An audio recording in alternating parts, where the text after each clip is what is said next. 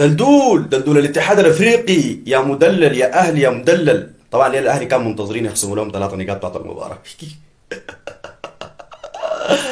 العموم، طلعت القرارات اللي هي المرجوه من الاتحاد الافريقي، وكالعاده يعني ما كنت متوقع منهم حاجه بقدر ما انه هي تكون ضد الهلال السوداني.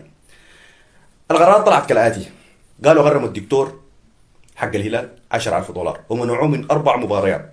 وتاني في عامل بتاع معدات كده قالوا العامل ده غرموه 20000 دولار. 20000 دولار يا مفترين يا مفترين. المهم ده كله ما مهم. المهم قالوا منعوا جمهور الهلال وحرموا الهلال من جمهوره لمدة 4 مباراة قادمة. ليه يا شيخ؟ على أساس إنه هو الهلال قاعد يلعب بجمهوره. يعني من 2019 الهلال ما لعب بجمهوره بسبب ابن الاتحاد الدلدولي الأهلي المصري. ألعبوا بشرف يا أخي. متى تبقوا رجال كده يا أهلي يا مصر وتلعبوا بشرف؟ ألعبوا بشرف تباي بكي في داخل مصر مكرهين ولاعبين مدمرين الكرة المصرية، وعلى مستوى القاره الافريقيه مدمرينها، وبتاخذوا البطولات بالرشاوي وبالمجاملات. ده شنو ده يا اخي؟ والله كرهتونا، اقسم بالله. انتوا يا اخي العبوا بشرف، شويه نخوه شويه رجوله. يعني انت منعت هسه، قلت انا امنع جمهور الهلال او امنع مباراه الهلال المباريات القادمه من الجمهور. انت من 2019 مانع، واخر لك سبب اللي هي قبل مباراه الاهلي والهلال فاتت دي، قلت يا اخي الكراسي ما كويسه. لا يا شيخ، الكراسي معموله من كراتين. الكراسي بتاعت الهلال المركبه هسه حاليا موجوده دي وجديده ومطابقه للمواصفات العالميه، انت شايفها كراتين. وغير كده حاجه تناقض عجيب. انت في الدوريات في التصفيات المؤهله للمجموعات، انت طيب وافقت وجمهور الهلال او الهلال لعب بجمهوره في المباراتين الاولى. طيب لما تجي مباراه الاهلي تمنع الجمهور. هسه حاليا طلعت لك سبله كده كده عشان تغطي الفضيحه بتاعت الهلال بتاعت الاهلي. يعني الاهلي يلعب بجمهوره في بلده، احنا نلعب بدون جمهور. لكن اقول لكم على كل حال، والله الهلال ده مهما تعملوا وتفعلوا باذن الله متاهل، وباذن الله الاهلي طاير. الاهلي طاير طاير من هذه المجموعه، طاير طاير. والمتاهل باذن الله الهلال وصن داونز. ما مهم الاول من ولا الثاني، ولكن متاهل، لانه عمر الحق حينتصر. ومهما عملتوا ومهما فعلتوا. هسه شايف مباراه القطن الكاميروني الجاي دي عاملين لكم الحكم، عينوا الحكم بتاع المباراه اسمه رضوان جيد، وظلم الهلال كثير جدا في مباريات عده. يعني احنا لما نقول الاهلي هو ابن الاتحاد المدلل، وهو الاهلي هو المسيطر على الاتحاد الافريقي، انتوا يا جمهور الاهلي بتزعلوا مع الاسف. يعني دي الحقيقه يا جماعه، حقيقه باينه واضحه. نحن منتظرين من الاتحاد الافريقي يعاقب الشناوي، لانه الشناوي خلى الملعب بتاعه، خلى الجون بتاعه وجا في نص الميدان وجا يقارع في الدكتور. ولاعب الاهلي هو اللي يكلم الدكتور ويامر في الدكتور انه اطلع وعالج اللاعب برا، على اساس انك انت حكم ما تجي تمسك الصفاره، انت خلي اللعب تجي تمسك الصفاره وتمشي المباراه. ايش رايك؟ حاجه كده غريبه جدا.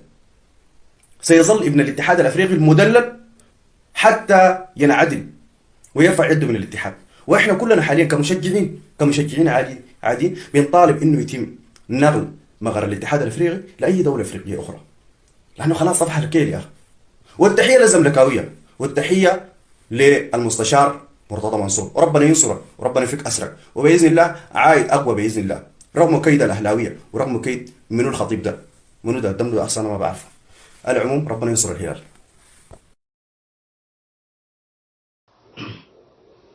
السلام عليكم ورحمة الله وبركاته. امبارح طلع علينا كائن من الكائنات الغريبة، كائن مش لاقي له وصف، حاجة غريبة الشكل. كره الأهلي باين عليه بطريقة غريبة. أنا مش عارف الأهلي عامل في الناس دي إيه، مش عارف الأهلي عامل في قارة أفريقيا إيه. طالع مبسوط بنفسه، بيصور فيديو يقول لك الأهلي دلدول الاتحاد الأفريقي، الأهلي دلدول الاتحاد الأفريقي. يلا أنت هتنسى نفسك؟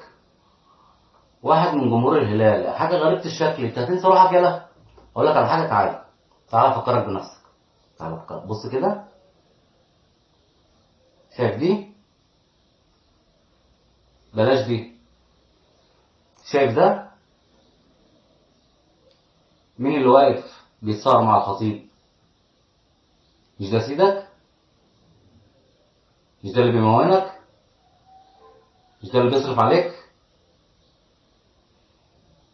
مش ده اللي بتقف بعد كل ماتش تقول له يا سيدي يا تركي بيه؟ وهتنسى نفسك يالا يا اهبل يا اهبل. يقول لك انا مين هو محمود الخطيب؟ انا ما اعرف محمود الخطيب. ما هو طبعا انت ما بتعرفش محمود الخطيب. محمود الخطيب يعرف الاشكال اللي زيك ليه؟ عشان ايه؟ بص اقول لك على حاجه. الحشره اللي بتبقى ماشيه على الارض تحت جزمه محمود الخطيب بيدوس عليها، هو بيبقى عارف انها حشره، انما انت ما تعرفوش. الحشره ما تعرفش مين اللي داس عليها وفعصها بجزمته.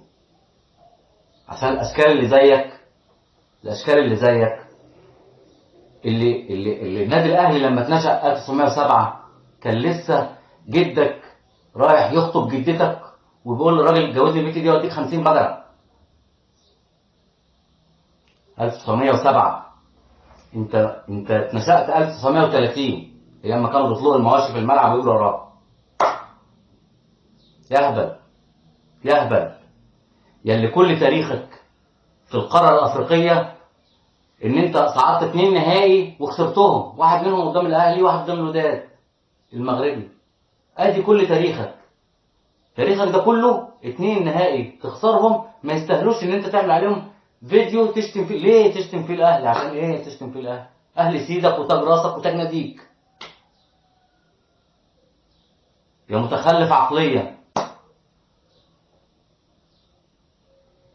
مو اعرف محمود الخطيب. هو الخطيب مستنيك تعرفه؟ افرجك على صوره عندك وفي ناديك اتفرج. كانوا بيكرموا كابتن محمود الخطيب. يقول لك ان شاء الله ربنا ينصر الزمالك ويخرج المستشار مرتضى منصور من السجن والاسر.